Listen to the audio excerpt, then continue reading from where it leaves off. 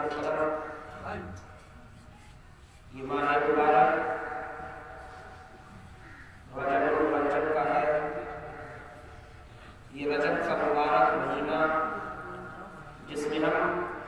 अपनी ज़िंदगी की सांसें ले रहे हैं,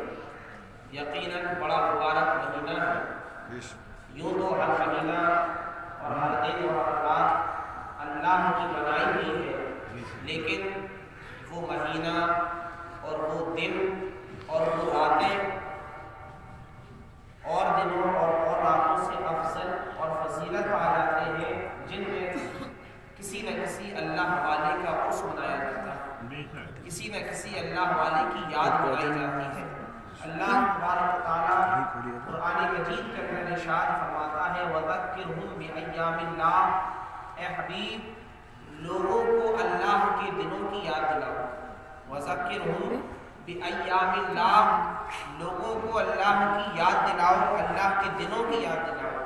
यानी इस आयत करीमा के अंदर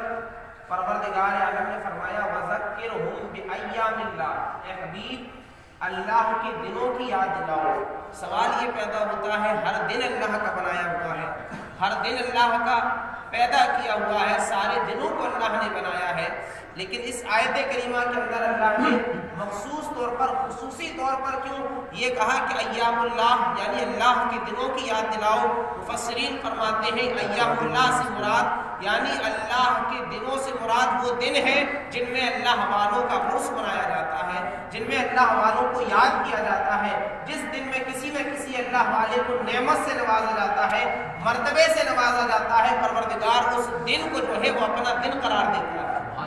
उनको अय्यामुल्लाह कहा जाता है, यानी ये अल्लाह के दिन है। अल्लाह ने इन दिनों को खास फजीलत अता फरमाई है, खास दर्जा खास मर्तबा अता फरमाया है। तो आज रजबुल मुरज्जब की 6 तारीख है और 6 रजबुल मुरज्जब को हिंदुस्तान की सरजमीन पर हिंदुस्तान के बादशाह हम सब के ख्वाजा गरीब नवाज रज़ियल्लाहु अन्हु का उर्स मुक़द्दस मनाया जाता है और पूरी दुनिया से लोग अजमेर मोहल्ला की सरजमीन पर हाजिर होते हैं, गरीब नवाज की बारगाह में हाजिरी लगाते हैं। कोई किसी मुल्क से आ रहा है, कोई किसी मुल्क से आ रहा है, कोई किसी शहर से आ रहा है, गरीब नवाज की बारगाह में हाजिरी लगा रहा है, गरीब नवाज के आस्ताने पर जाता है, गरीब नवाज की चौखट पे जाता है और जो जिस इरादे के साथ जाता है उसी इरादे के साथ बामुराद होकर के आता है। यानी अगर कोई लड़का लेने जाता है तो गरीब नवाज उसको बेटा अता करते हैं, कोई अपनी हाजत को पूरा करवाने जाता है, गरीब नवाज उसकी हाजत को पूरा कर दिया करते हैं, कोई अपनी किसी मसले को मुकद्दमे को लेकर जाता है, गरीब नवाज अल्लाह की अता करदा ताकत से उसको फतह याब कर दिया करते हैं, उसको फातह बना करके वापस करते हैं। और वक्त के बड़े बड़े बादशाहों ने भी गरीब नवाज के आस्ताने पर हाजिरी लगाई है, गरीब नवाज के आस्ताने पर हाजिर हुए हैं। शहाबुद्दीन गौरी जैसे और अलाउद्दीन खिलजी जैसे बादशाह जब इस हिंदुस्तान पर हुकूमत कर रहे थे तो गरीब नवाज का फैजान उनकी हुकूमत में शामिल था, गरीब नवाज के फैजान के जरिए उन्होंने हिंदुस्तान को फतेह किया था। यानी वक्त का बादशाह भी हो वो भी गरीब नवाज के आस्ताने पर हाजिरी देता नजर आता है, और अगर वक्त का वली भी हो तो वो वली भी अल्लाह के रसूल सल्लल्लाहु अलैहि वसल्लम की औलाद गरीब नवाज के आस्ताने पर हाजिरी देता हुआ नजर आता है। और वक्त का अंग्रेज जब अमेरिका की सरजमीन से हिंदुस्तान की सरजमीन पर तशरीफ लाता है और लाने के बाद जब हिंदुस्तान से वापस जाता है तो लोगों ने पूछा हिंदुस्तान गए थे, क्या ताज्जुब वाली चीज देख कर के आए हो, ऐसी कौन सी चीज हिंदुस्तान में तुम्हें पसंद आई और ताज्जुब में डाल दिया। फरमाया मैंने ताजमहल देखा लेकिन ताज्जुब न हुआ, लाल किला देखा ताज्जुब न हुआ, लेकिन जब मैं अजमेर मोहल्ला की सरजमीन पर पहुंचा तो मैंने अपनी आंखों से देखा कि एक जमीन के अंदर रहने वाला जमीन के ऊपर रहने वालों के दिलों पर हुकूमत कर रहा है।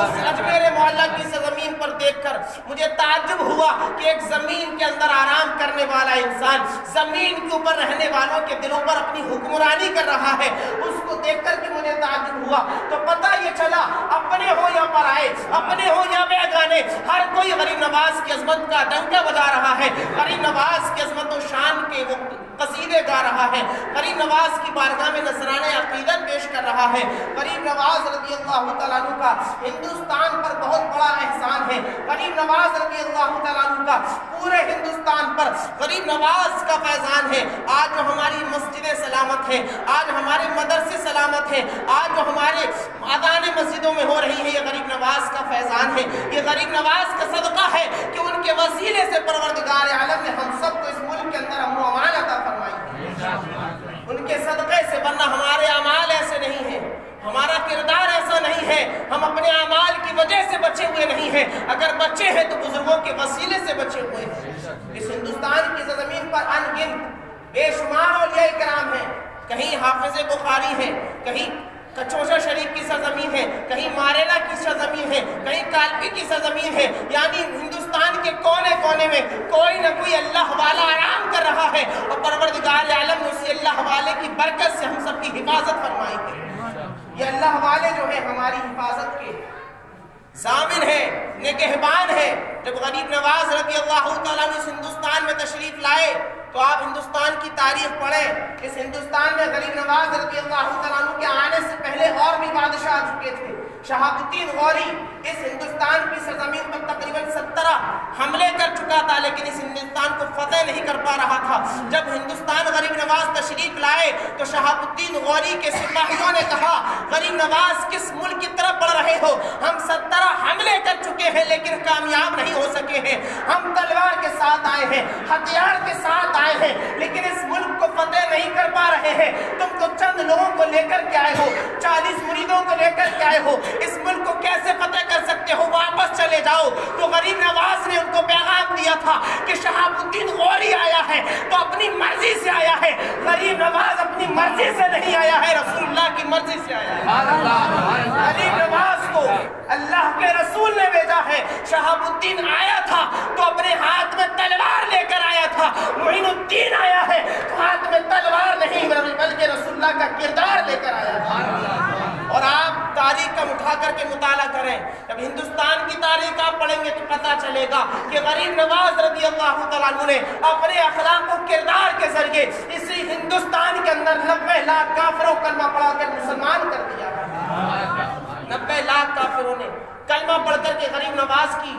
غلامی کو قبول کیا ہے۔ جب غریب نواز رضی اللہ تعالیٰ عنہ اس ہندوستان کی سرزمین پر تشریف لائے اور انا ساگر کے قریب آپ نے قیام کیا، پڑاؤ ڈالا، انا ساگر کے قریب آپ دن گزارنے لگے، جب پتہ چلا دشمنوں کو تو غریب نواز رضی اللہ تعالیٰ عنہ پر پانی بند کر دیا گیا۔ غریب نواز رضی اللہ تعالیٰ عنہ کے جب خادم انا ساگر کے قریب پانی لینے کے لیے پہنچتے ہیں تو پہرا لگا دیا جاتا ہے، سپاہی بٹھا دیے جاتے ہیں کہ معین الدین کے کسی بھی خادم کو پانی کا ایک قطرہ نہ دیا جائے، پانی کو بند کر دیا جائے۔ پرتھوی راج چوہان کے جو خادم ہیں، سپاہی ہیں، وہ انا ساگر کے قریب پہرا لگا دیتے ہیں، پہرا لگ جاتا ہے، غریب نواز کے خادم پہنچتے ہیں، پانی کے لیے منع کر دیا جاتا ہے۔ جب خادم غریب نواز کی بارگاہ میں واپس پہنچتا ہے، عرض کرتا ہے حضور انا ساگر سے ہمیں روک دیا گیا ہے، ہمیں پانی پینے کی اجازت نہیں ہے، ہمیں وضو بنانے کی اجازت نہیں ہے، ہمیں نماز کے لیے غسل کرنے کی اجازت نہیں ہے۔ انا ساگر کے قریب پہرا بٹھا دیا گیا ہے۔ غریب نواز رضی اللہ تعالیٰ عنہ ارشاد فرماتے ہیں، اب تک تم پانی لینے گئے تھے، اب تم صرف کاسا لے کے چلے جاؤ، ایک پیالہ لے کر کے چلے جاؤ اور انا ساگر سے کہہ دینا، اے انا ساگر تجھے غریب نواز نے بلایا ہے۔ خادم پیالہ لے کر کے جاتا ہے، کوسا اور پیالہ لے کر کے جب خادم انا ساگر کے قریب پہنچتا ہے اور اپنے غریب نواز پیر و مرشد کا حکم سناتا ہے تو پورا کا پورا انا ساگر جو ہے خادم کے پیالے میں سمٹتا ہوا نظر آتا ہے۔ خادم وہ پیالہ لے کر کے غریب نواز کی بارگاہ میں پہنچتا ہے اور پہنچنے کے بعد کاسا غریب نواز کی بارگاہ میں پیش کر دیتا ہے۔ اب جب دیکھا پورا انا ساگر خشک ہو گیا ہے، پانی کا ایک قطرہ انا ساگر میں موجود نہیں ہے، اب لوگ پیاسے تڑپ رہے ہیں، بچیاں بلک رہی ہیں، عورتیں سسکیاں لے رہی ہیں۔ اب پرتھوی راج کے دربار کے اندر سارے کے سارے لوگ اجمیر کے حاضر ہو جاتے ہیں، کہتے ہیں بادشاہ ہمیں پانی چاہیے، ہمارے بچے پانی کے لیے تڑپ رہے ہیں، ہماری بیٹیاں پانی پینے کے لیے سسکیاں لے رہی ہیں، ہمیں پانی چاہیے۔ مجبور ہو کر کے اس پرتھوی راج کو غریب نواز کے قدموں میں گرنا پڑا اور کہا بابا کرم کر دیجئے، جب تک آپ پانی نہیں لوٹائیں گے انا ساگر سوکھا رہے گا اور ہماری جانوں کو خطرہ رہے گا، ہم تباہ و برباد ہو جائیں گے، ہم ہلاک ہو جائیں گے۔ غریب نواز رضی اللہ تعالیٰ عنہ کو اللہ تبارک و تعالیٰ عطا کیا تھا، ایسا پاور عطا کیا تھا، ایسی طاقت عطا کی تھی کہ جس غریب نواز نے پورے نا ساگر کو ایک پیالے کے اندر بنا لیا تھا، خادم کو بھیج کر کے کہا جاؤ پیالہ لے جاؤ اور اسی ایک پیالے کو نا ساگر کے اندر ڈال دینا، تالاب میں انڈیل دینا۔ خادم نے جیسی ایک پیالے کا پانی نا ساگر کے تالاب میں نا ساگر میں انڈیلا ہے، پورا کا پورا ساگر جو ہے موجے مارنے لگتا ہے۔ آپ اندازہ لگائیں یہ اللہ والوں کی شان ہوا کرتی ہے کہ تھوڑے کو زیادہ کر دیتے ہیں، زیادہ کو کم کر دیا کرتے ہیں۔ یعنی یہ بھی کرامت ہے کہ اتنے بڑے تالاب کا پانی ایک پیالے میں آ گیا، ایک پیالے میں سما گیا، اور یہ بھی کرامت ہے کہ ایک پیالے کا پانی جب ڈالا گیا تو وہ تالاب بن گیا۔